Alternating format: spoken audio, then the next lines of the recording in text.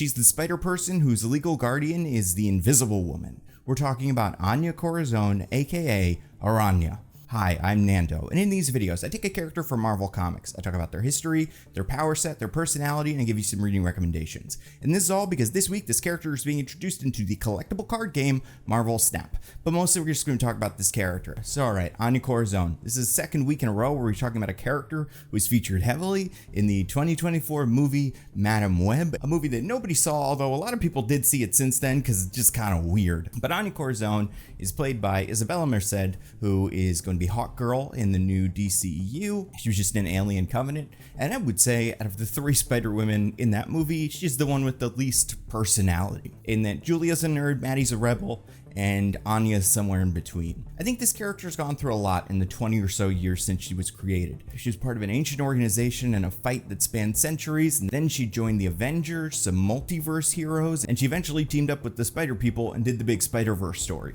And along the way, she's bumped into a lot of other heroes. And then after Spider-Verse, Anya was a big player in that side of Marvel Comics. But alright, so right off the bat, this character is created in Amazing Fantasy Volume 2, Issue 1, and this will obviously be the first important issue for Añya Corazon. It was written by Fiona Avery with art by Mark Brooks, Jamie Mendoza, and Victor Olazaba. Now to understand Araña, it really helps to understand what the spider totems were, and this was very important. I think one of the Spider-Verse movie's great strengths is that it never really got into this. This became a humongous part of Spider-Man stories in the 2000s, and a lot of fans have a lot of different opinions about it.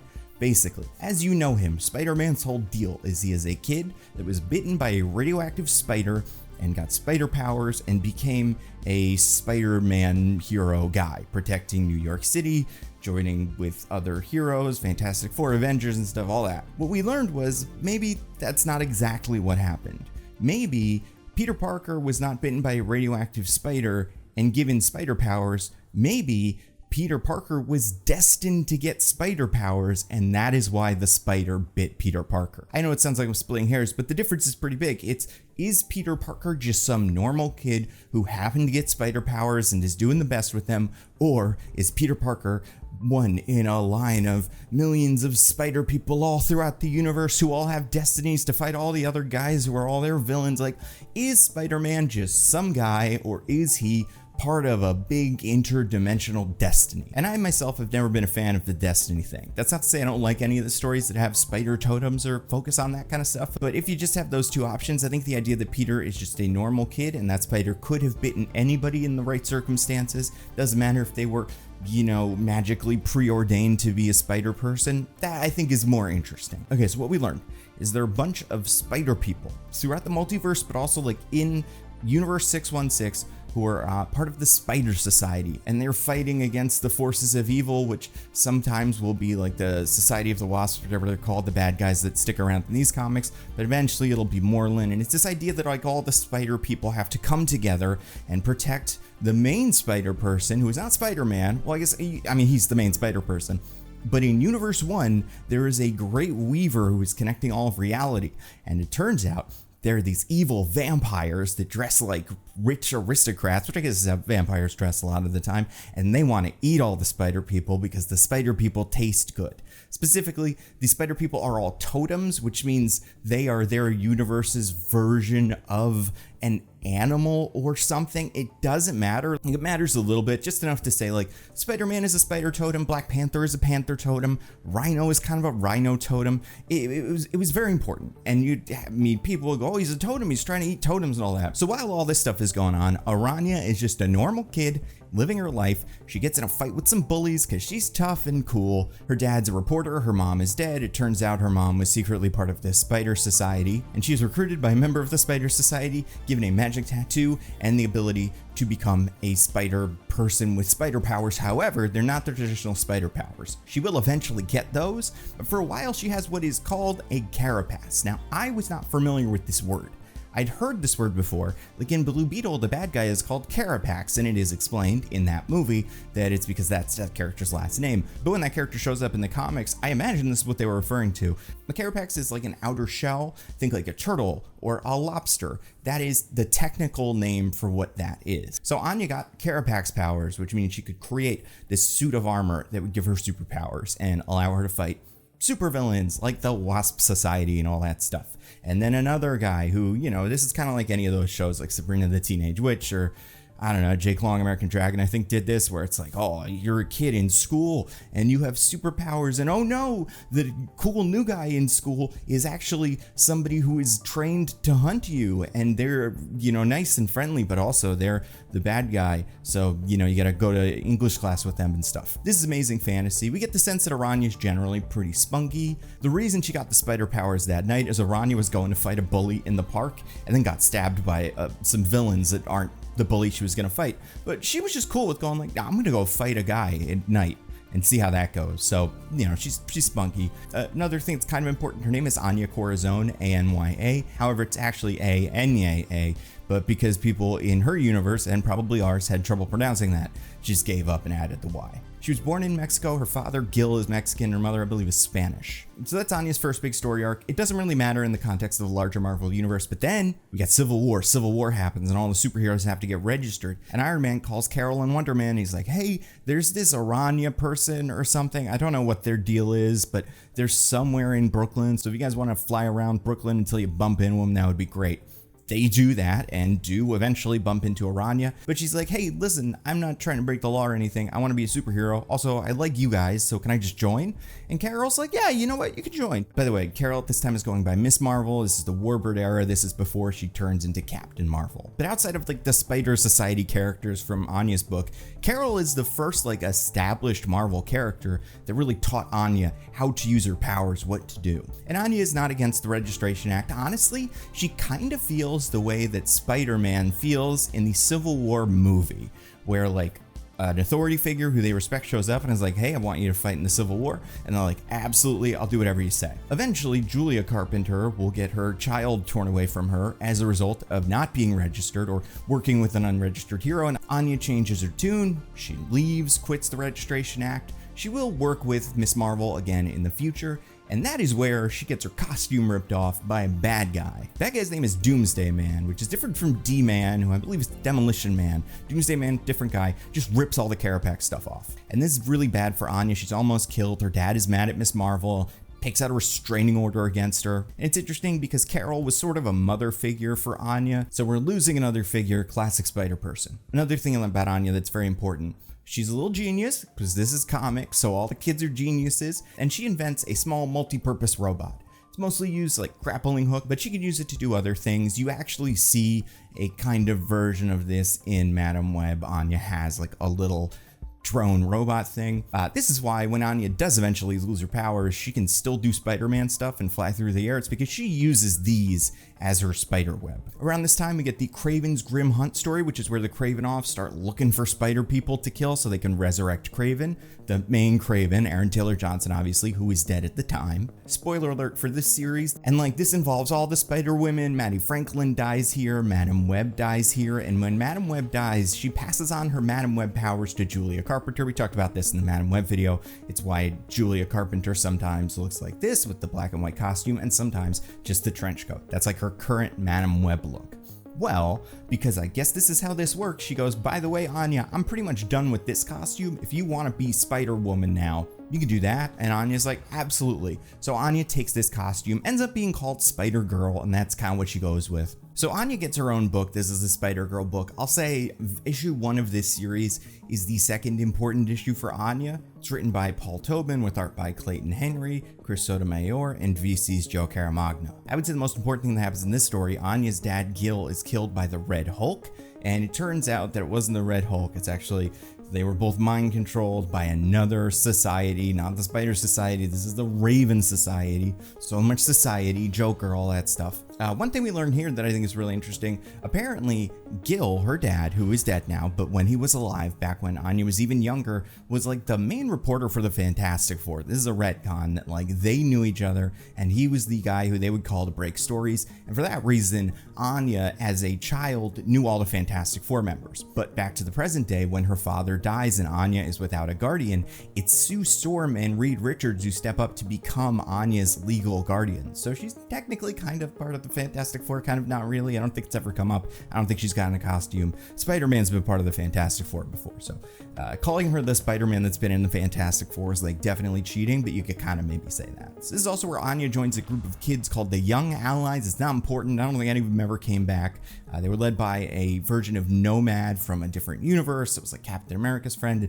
They did work with the Avengers for a little bit. So this is another big connection Anya has to some Avengers. Again, why Anya doesn't feel as much like a Spider character as some of these other guys, say like Silk, right? Silk's story, without getting into it too much, is tied up to Peter and all the other Spider people, whereas Anya is not. Like, she kind of is. Obviously, she gets involved with the Spider stories, but a lot of the time, her supporting cast are just other Avengers characters. And I mean, one of Anya's most recent appearances was in a Black Widow story where she teamed up with characters like Black Widow, Kate Bishop, Yelena. So like, these are not, I mean, technically Black Widow is kind of a Spider character, but I do feel like even though she's so connected to all this totem stuff, she feels like a Spider-Man character about as much as like Jessica Drew, Spider-Woman, is like kind of a Spider character. But then we hit the 2010s and everything's Spider Island and Spider-Geddon and Spider crossover events. And this is where she gets like your standard Spider-Man powers during one of these events. I think it's Spider-Geddon. Like, everybody is infected with some of Peter Parker's blood, or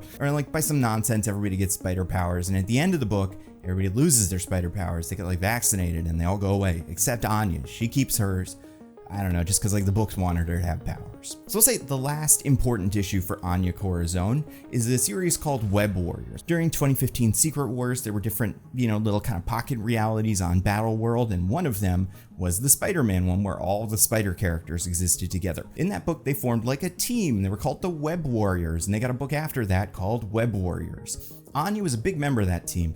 A lot of it was because she didn't really have anything else going on. There were a bunch of members of the Web Warriors I'm sure you're familiar with. This is where Spider-Ham hangs out. Spider-Man Noir is here. The Web Warriors' whole deal is like, we need to team up together to fight villains that Spider-Man can't fight alone. So we're all going to, it's basically what they do in Across the Spider-Verse. It's formed by Spider-Man UK, who some of the other characters realize, like, he's doing this a lot. He's asking a lot of all the rest of us. And I think it's because everybody in his universe is dead and he doesn't really have anything else to do. The character that seems to be the closest to him is Añya Corazon.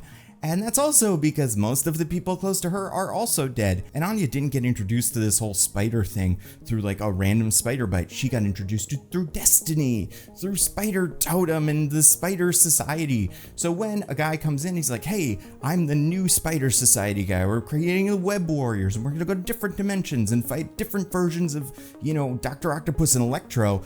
Añya Corazon signs up immediately. And this is all laid out in Important Issue 3, Web Warriors Volume 1, Issue 1. It's written by Mike Costa, with art by David Baldione, Scott Hanna, Jason Keith, and Joe Caramagna. This book is fun, especially if you like seeing all these Spider characters hanging out. Like, I think that first arc is fun, where a team of Electros from different universes teams up and realizes that, like, if they work together, they can get things done. So Spider-Man have to deal with them. It's a fun book. The last comic I want to talk about for Anya, it's called an Infinity comic, first of all, so that's a little complicated. But the series is called Spider-Verse Unlimited. It's issues 44 to 47, and basically Infinity comics are like supposed to exist on your phone. You like scroll through them vertically. It's interesting.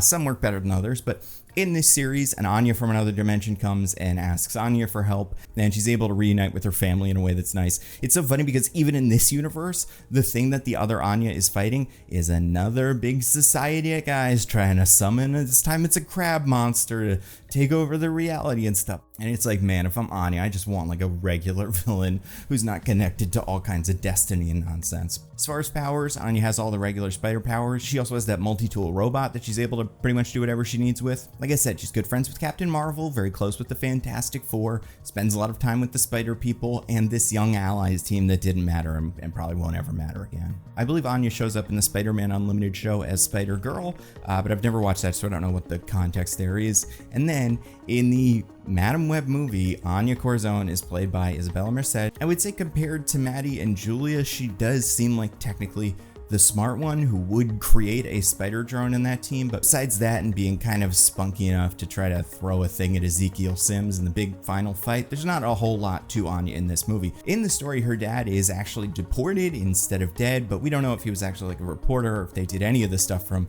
the original story or just like I don't know. I mean, this is Madame Web, so this probably could have happened 15 different ways in different versions of the script, but we'll never know. I mean, in the end of the movie, they all seem to get adopted by Madame Web anyway, so she's the one that I'm like, I think she might actually live with Madame Web now, but I don't know. In Marvel Snap, Araña is a 1-cost, 1-power card with the activate ability. We got another activate. Give the next card you play +2 power and move it to the right. So this is a power boosting card and a movement card. So like last week's Madame Web and many of the other Spider characters, she's part of the move archetype. She moves cards to the right, which is kind of unusual. Obviously Heimdall is the main card who moves cards to the left. I wouldn't say Anya has any interesting synergy with any of her friends, like, you know, like she could buff a Captain Marvel, I guess, and I think she'll work well with your average Spider-adjacent characters, especially the villains, like your Cravens and your Vultures. It actually does synergize pretty well with Johnny Storm. So the way this card reads, she would add 2 to Johnny Storm, move him 1 to the right, so then he would double, and then if you're getting really clever and you're using other cards, like you could get a pretty strong Johnny, so, you know, there's some fun Araña synergy. I think this card is going to be good, and like I've said with a lot of this art, I like it. I think the Ryan Kincaid and Eduardo Mello, like the base art for this card is great.